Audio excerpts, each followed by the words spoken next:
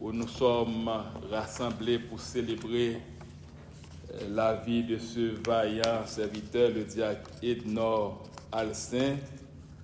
Ça n'a pas été facile de trouver un texte pour parler de ce serviteur exceptionnel, mais gloire soit rendue à Dieu qui connaît tout, et le Saint-Esprit de Dieu est là toujours pour nous guider.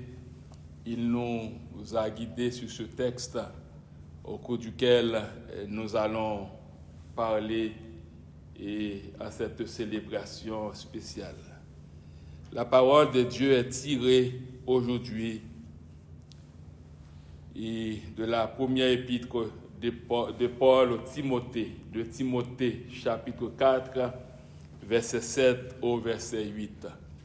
De Timothée chapitre 4, verset 7 au verset 8 inclusivement. J'ai combattu le bon combat. J'ai achevé la course. J'ai gardé la foi. Désormais, la couronne de justice m'est réservée. Le Seigneur, le juste juge, me le donnera dans ce jour-là. Et non seulement à moi, mais à tous ceux qui auront aimé son avènement. Parole du Seigneur. Le bon combat de la foi. Tel est le thème sur lequel je vais vous entretenir en cette occasion spéciale. Le bon combat de la foi.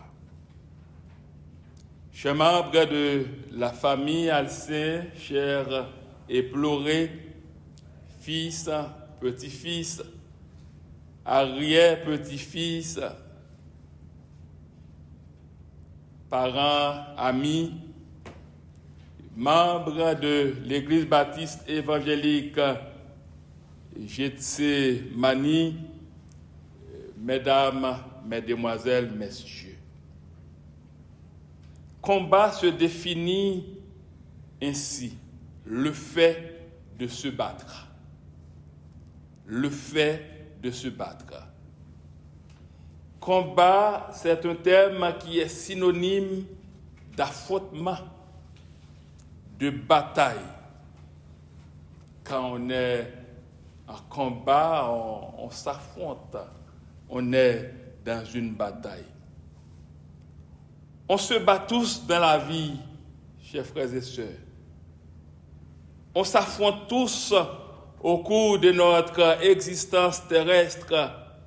De par cette définition, on s'affronte tous.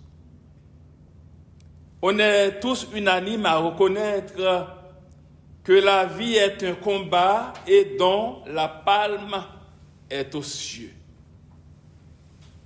Combien qui se battaient, combien qui s'affrontaient et qui finalement n'est pas arrivé à terme, qui ne pouvaient pas affirmer aucune fierté. Il y a des gens qui s'affrontaient, qui se battaient, qui n'est jamais arrivé à terme et qui finalement ne pouvaient pas affirmer aucune fierté. Notre texte lu nous parle de l'apôtre Paul qui a témoigné lui-même sa fierté après avoir atteint son point culminant sur tous les points de vue. Durant sa marche avec le Seigneur, au cours de son ministère, au cours de son pèlerinage terrestre. Y a-t-il d'autres gens qui ont marché sur ces traces, sur les traces de l'apôtre Paul, qui ont témoigné aussi leur contentement, qui ont témoigné leur joie de par leur point d'arrivée? Vous savez, dans la vie, il y a toujours un point de départ un point d'arrivée. Parfois, ça peut arriver qu'il y a des gens qui restent toujours sur le point de départ. Mais il y a aussi des gens, qui continuent à avancer. Et c'est sur ces gens qui peuvent s'affirmer pour parler bien de leur victoire. Ces gens peuvent s'affirmer pour parler de leur fierté, pour parler de leur joie. Nous sommes ici présents, chers frères et sœurs, membres de la famille Église baptiste évangélique Gethsemane, pour rendre un hommage bien mérité à l'honorable, le diacre Ednor Alcin, quelqu'un qui a bien marqué son temps au sein de sa famille, au sein des différentes communautés religieuses et communautaires, particulièrement à l'église baptiste évangélique Gethsemane. S'il était vivant parmi nous ce matin et qu'on lui demanderait de faire une évaluation de sa vie terrestre, de ses accomplissements, il répondrait avec brio, il répondrait magistralement à l'instar de l'apôtre Paul dans notre texte lu, dans notre texte de référence ce matin pour dire « J'ai combattu le bon combat. J'ai achevé la course. J'ai gardé la foi. Désormais, la couronne de justice m'est réservée. Le Seigneur, le juste juge, me le donnera dans ce jour-là, et non seulement à moi, mais encore à tous ceux qui auront aimé son avènement. » Quel honneur et privilège de bien terminer notre course, d'avoir combattu le bon combat, de garder la foi jusqu'au dernier soupir. C'est très important. Ça peut arriver qu'on cherche à garder la foi, mais l'essentiel, c'est de garder la foi jusqu'au dernier soupir. Notre frère, notre diacre a gardé la foi jusqu'au dernier soupir. C'est ce qui nous encourage ce matin, c'est ce qui fait aussi notre fierté, c'est ce qui fait notre joie. Nous célébrons la vie de serviteur de Dieu qui a bien voyagé après avoir bien marqué son temps.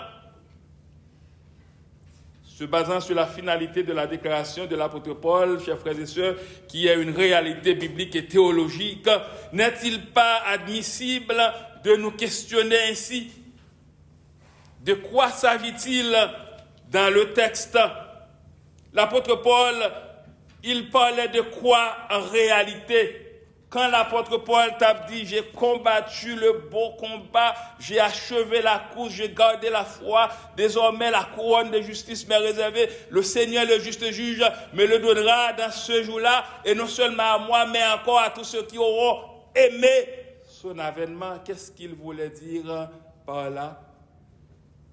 En réponse, chers frères et sœurs, laissez-moi vous dire que ce texte de Timothée chapitre 4 nous parle de la fin de la vie de l'apôtre Paul. Dans ce chapitre, nous avons ces dernières paroles. Ces paroles auraient été écrites pendant les derniers jours et l'heure de sa vie, juste avant qu'il ne soit exécuté à Rome, tel qu'il a été prescrit dans le plan de Dieu selon son fuseau horaire. L'apôtre Paul avait parlé ainsi. Et si nous tournons notre attention au verset 7, nous trouvons le commentaire final de Paul sur son ministère.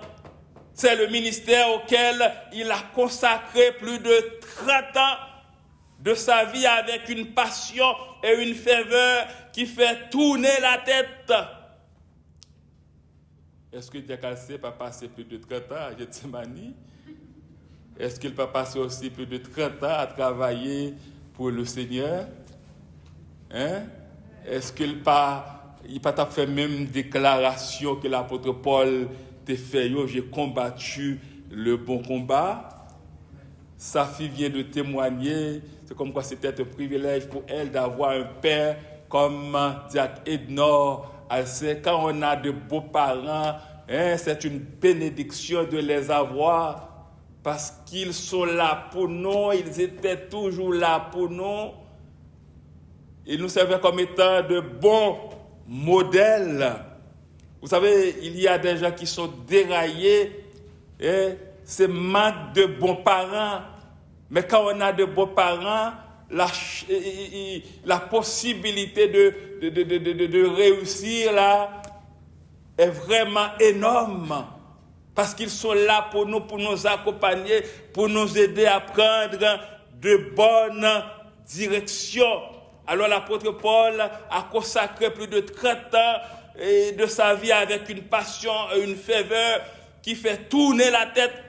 Il peut regarder en arrière et dire, si Diac Alcin pourra se lever et nous regarder, il fera la même déclaration de l'apôtre Paul en nous disant, je suis dans la joie, je suis content parce que j'ai combattu le beau combat. Je suis allé jusqu'au bout de la course, j'ai gardé la foi. L'essentiel, c'est de garder la foi, chers frères et sœurs. Nous pouvons résumer son ministère en disant, Paul a bien fini sa course. Il pouvait regarder en arrière son ministère, confiant qu'il avait fait tout ce qui lui avait été demandé. Au moment où il écrivait à Timothée, il faisait face à sa mort. Mais il était conscient du fait que son départ au ciel, d'être avec son Seigneur et de recevoir la couronne du salut, serait le résultat de cette persévérance. Paul a bien fini sa course. Nous pourrions être ce matin, chers frères et sœurs, dans une profonde tristesse. Nous qui avions côtoyé notre frère, Diac Edno Alcin, nous qui avions côtoyé notre ami, Diac Edno Alcin, nous qui avions côtoyé notre père, notre grand-père, notre beau-père, notre collaborateur, notre conseiller et autres. Mais ce qui fait notre joie, ce qui fait notre fierté ce matin, ce qui fait notre honneur, c'est que notre bien-aimé frère, l'honorable Diac Edno Alcin, a lui aussi bien terminé sa course, à l'instar de l'apôtre Paul. Il a bien marqué son temps, chers frères et sœurs. Il n'a rien à regretter. Vous savez que être parent, c'est un ministère. Il a bien rempli son ministère. Au niveau ecclésiastique aussi, il a bien rempli son ministère. Diac Alcin était toujours présent, le premier à être là. Il n'avait aucun problème de se mettre au service du Seigneur. Il n'a jamais marchandé son temps. C'était toujours avec joie. C'était toujours une fierté pour lui de pouvoir aider les autres, de pouvoir se mettre à l'œuvre du Seigneur. Ce matin, vous qui m'écoutez, vous qui me suivez même à travers Zoom, cette cérémonie, que je vous dise avec sincérité de cœur, un grand défi est devant chacun de nous qui existons et vivons encore aujourd'hui. De par l'exemple de l'apôtre Paul, de par l'exemple de Diac Edno Alcin, un grand défi est devant chacun de nous. Comment sommes-nous dans notre course? Comment sommes-nous dans notre combat? Avons-nous le comportement qu'il faudra pour notre pleine réussite? Avons-nous le comportement qu'il faudra pour atteindre le sommet? L'essentiel, chers frères et sœurs, c'est de chercher à atteindre le sommet. Donc, qu'est-ce que nous pouvons trouver dans ce passage pour nous aider à bien finir notre course? J'aimerais reprendre certaines choses que Paul a dit à Timothée dans le verset 5 du texte en question et nous allons les considérer brièvement. Pour bien terminer notre course, pour garder le bon combat de la foi, nous devons premièrement garder la tête froide en toutes circonstances. Nous devons, chers frères et sœurs, garder la tête froide en toutes circonstances.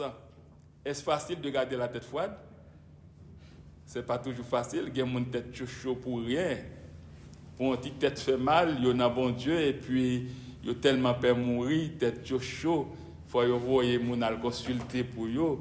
Mais Jacques Alcin avait gardé la tête froide en toutes circonstances. Paul dit, mais toi, en parlant à Timothée, garde la tête froide. C'est pas pour rien que Paul a parlé à Timothée de cette manière, parce que Timothée était un jeune leader qui allait rentrer dans le ministère. Il y avait des choses qui l'attendaient, tout ça. Paul dit, mais toi, garde la tête froide. Et de par le contexte de notre texte, il semblait que ceux et celles autour de Timothée étaient en train de perdre le sens de la réalité de l'évangile. Cette perte de sens de la réalité était due aux fables, aux légendes, aux fantaisies, aux nouvelles idées religieuses qui étaient vraiment attirantes pour les oreilles. D'après le verset 4, il avait tendance à abandonner la foi, à ne plus croire en Dieu, parce que les oreilles étaient tellement tapées des bagailles. C'est même là avec Jodia, nous attendons tellement de choses, nous voyons tellement de choses, parfois nous avons tendance à dérouter. Il y a un dicton qui dit, quand vous arrêtez de croire en Dieu, vous ne croyez pas en rien, vous croyez en n'importe quoi. Parce que depuis que tu as bail bon Dieu d'eau, c'est comme quoi on prend ça mon abdi, qu'il y a qui s'acte dans l'évangile, ceci c'est là, et puis on commence à perdre la foi, on commence à perdre du pédale. Notre frère, pour qui nous sommes ici ce matin, n'a jamais perdu pédale, chers frères et sœurs. Il n'a jamais perdu la foi. Il a gardé toujours la foi ferme. Il a persévéré dans la foi. Il a combattu le beau combat. Il a gardé la course. Et il a remporté la victoire, chers frères et sœurs. Il a remporté la victoire. Nous devons être des gens déterminés. Nous devons avoir la conviction. Ça prend la conviction. Parfois, c'est ce qui nous manque, c'est la conviction. Quand on n'a pas la conviction, nous faisons fausse route parce que nous vivons avec la peur. Que je vous dise ce matin, il est un devoir, voire un impératif que vous croyiez en Dieu et en lui seul. Notre bien-aimé frère a bien cru en Dieu, c'est pourquoi il est dans la paix. Plus de tourments pour lui maintenant. Plus de tracas, plus de douleur, plus de passé. Il finit avec toute bagaille. Il a bien voyagé, chers frères et sœurs. Comment on va voyager vous-même? C'est la grande question. Comment on va voyager? Es-tu prêt? Sommes-nous prêts? Êtes-vous prêts pour ce beau voyage? Tout autour de Timothée, chers frères et sœurs, il y avait ceux et celles qui se détournaient de la vérité. Peut-être que croyait-il en Dieu encore, mais il était en train de se détourner de Dieu. Il se jetait dans n'importe quelle croyance, dans n'importe quelle doctrine.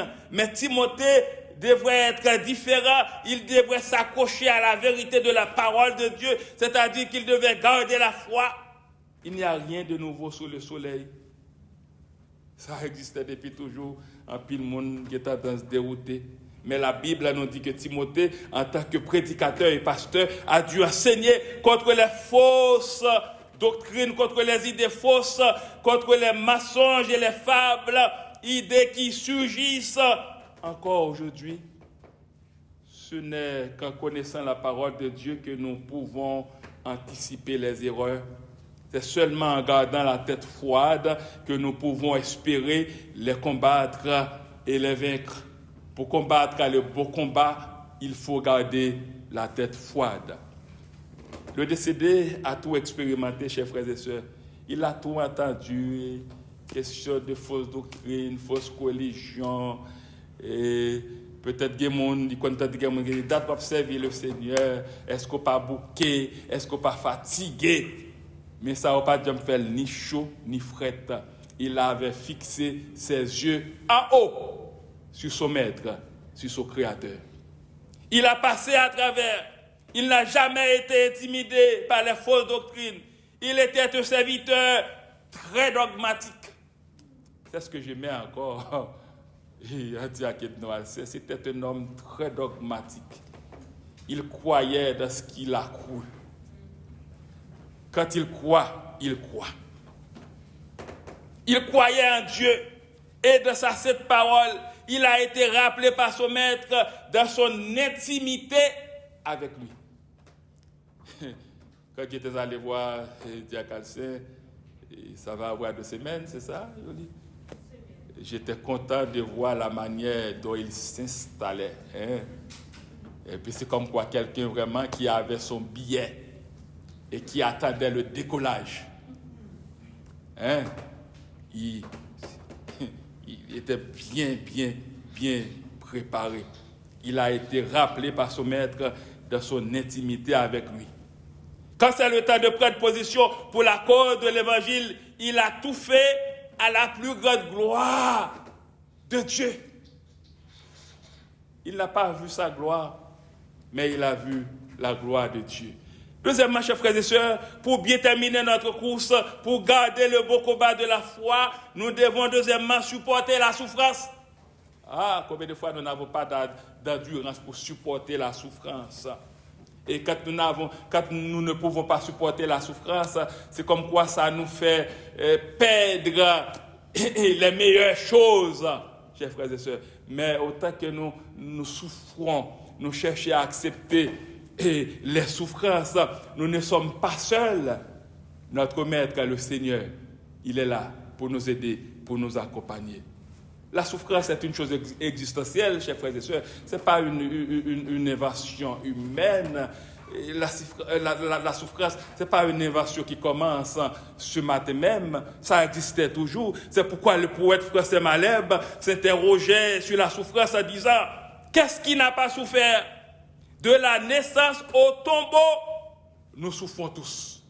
Mais quand nous savons ce que nous voulons, nous cherchons à accepter les souffrances. Nous cherchons à vivre pour le Seigneur, même dans les temps de souffrance. Paul pourra changer d'avis, chers frères et sœurs.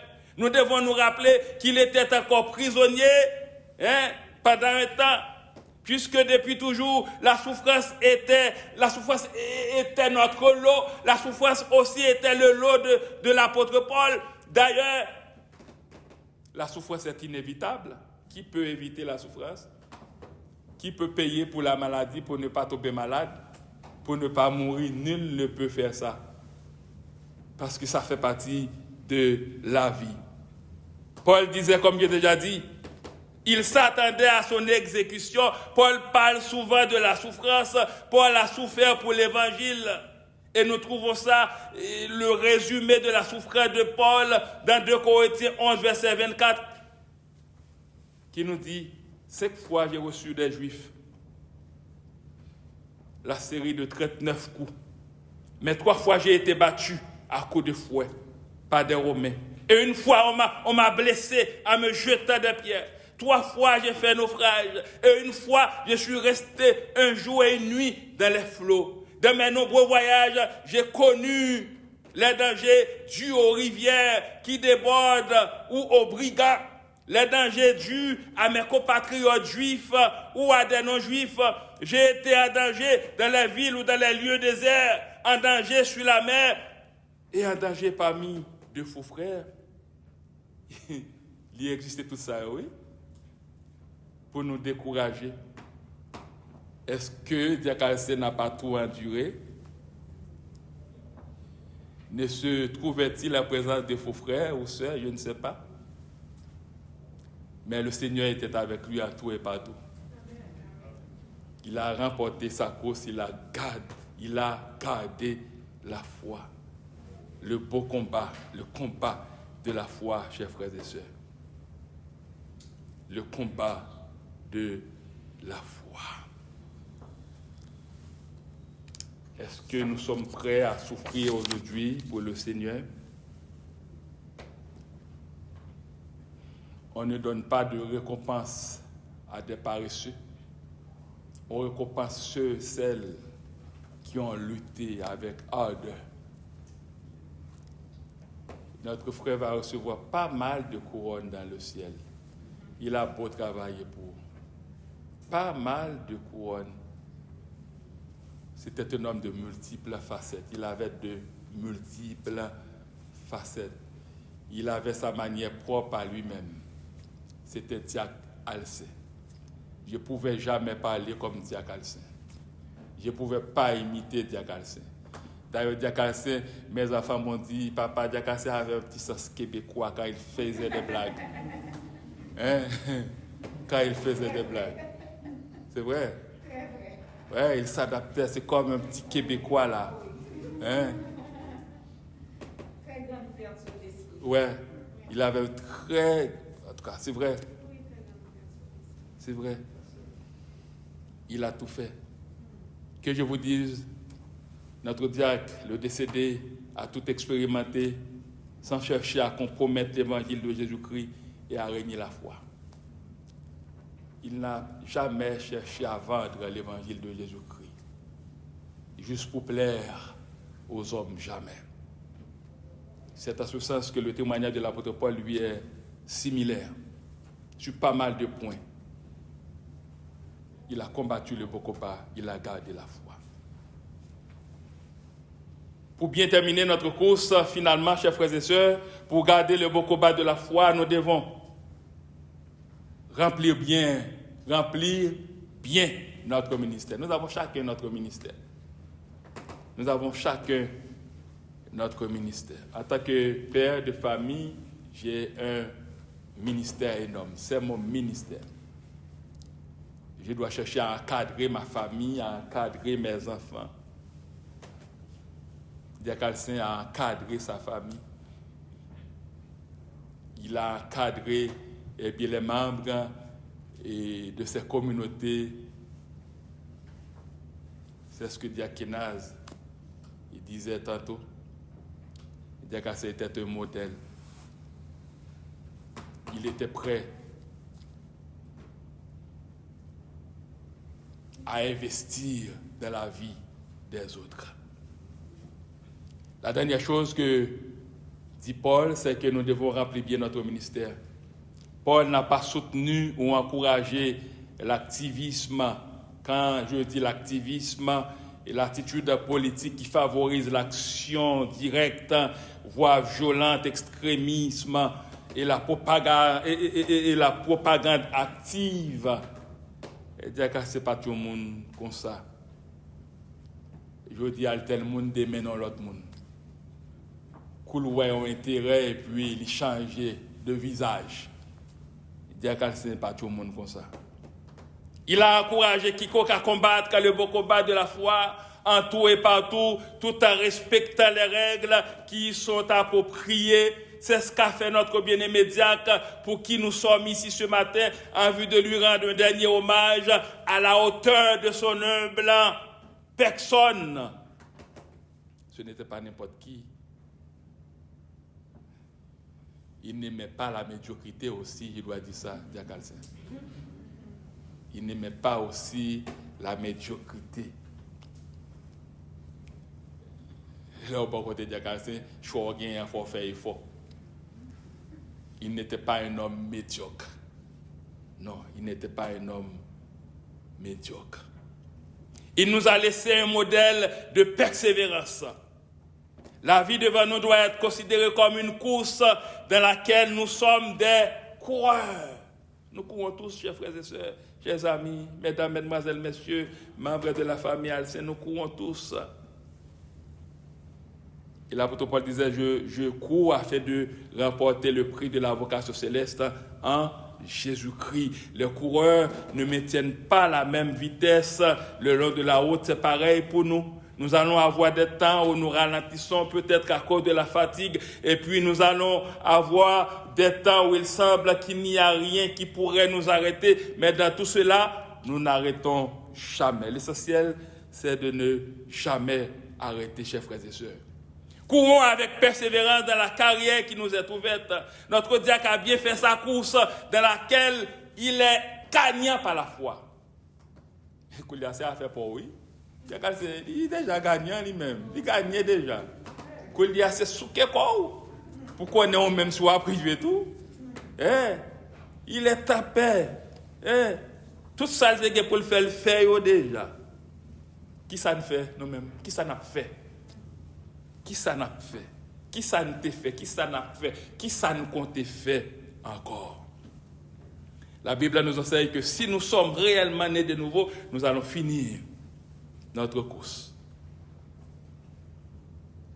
Nous allons persévérer jusqu'au bout. L'évidence que nous sommes nés de nouveau se voit dans ce que nous faisons. Nous gardons la tête froide. C'est ce que vous faites? Est-ce que vous gardez la tête froide devant un moment difficile, devant maladie, devant épreuve? Nous devons garder la tête froide. Nous devons supporter la souffrance. Nous devons faire le travail d'un évangéliste. Et nous devons chercher à bien remplir notre ministère. Ces choses, chers frères et sœurs, ne nous gagnent pas notre salut, mais elles prouvent sa réalité en tant que ceux et celles qui sont sauvés. Elles servent à nous assurer que nous allons achever la course et recevoir la couronne de justice. Un tas de couronnes attendent notre bien-aimé frère là-haut. En vue de faire croire à la vie du Seigneur, il était un bon enseignant. Il était un bon administrateur, un bon chanteur, un bon compositeur, un bon maestro. Il a tout fait avec droiture. Avec droiture. Descartes employait toujours le terme maestria. Nous allons chanter avec brio, avec maestria ce cantique. Quand il chantait, c'était un homme. C'était un homme. Quand on faisait de bonnes choses, Descartes était toujours content. Je me souviens avoir fait une lecture dans une cérémonie funéraire. Je ne savais même pas si Descartes était présent. Un samedi matin, et puis le dimanche, quand il était arrivé à l'église, il était allé me voir dans le bureau. Il m'a salué et il m'a dit, pasteur, pour ne pas oublier, félicitations. Hier là, il y a des gens qui ont pensé que c'est Shell pour t'as fait intéressant, t'as fait. Mais tu étais en présence d'une grande foule. Tu as bien procédé. C'était une très bonne lecture. Et puis j'étais content le fait que c'était Descartes qui m'a félicité. C'était Descartes qui m'a félicité. Il quittait un pile pour ma gagne. Non, oui, puis tu es Descartes. Tu me regardes, Edson. Vas-tu reprendre ta place pour suivre la trace de ton papa?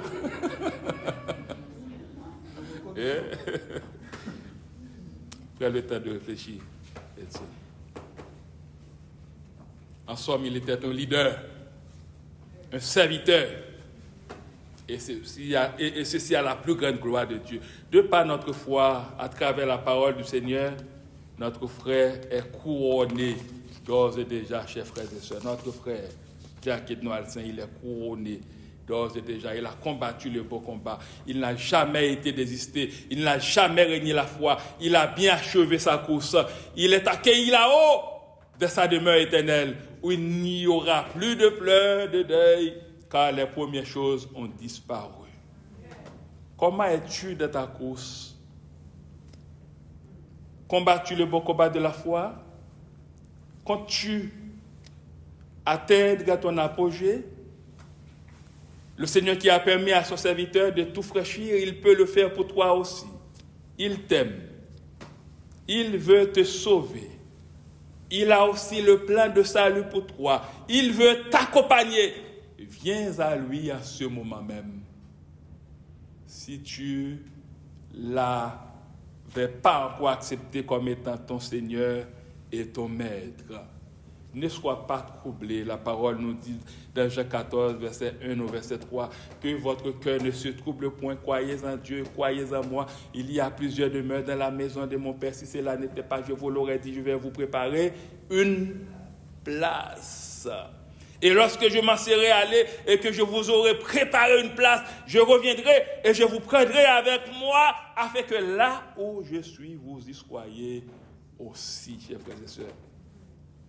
Quelle bénédiction! En tant que le bon combat de la foi, notre bien-aimé est accédé à cette prestigieuse demeure. Et cette demeure est incomparable. Acceptez Christ ce matin comme votre sauveur.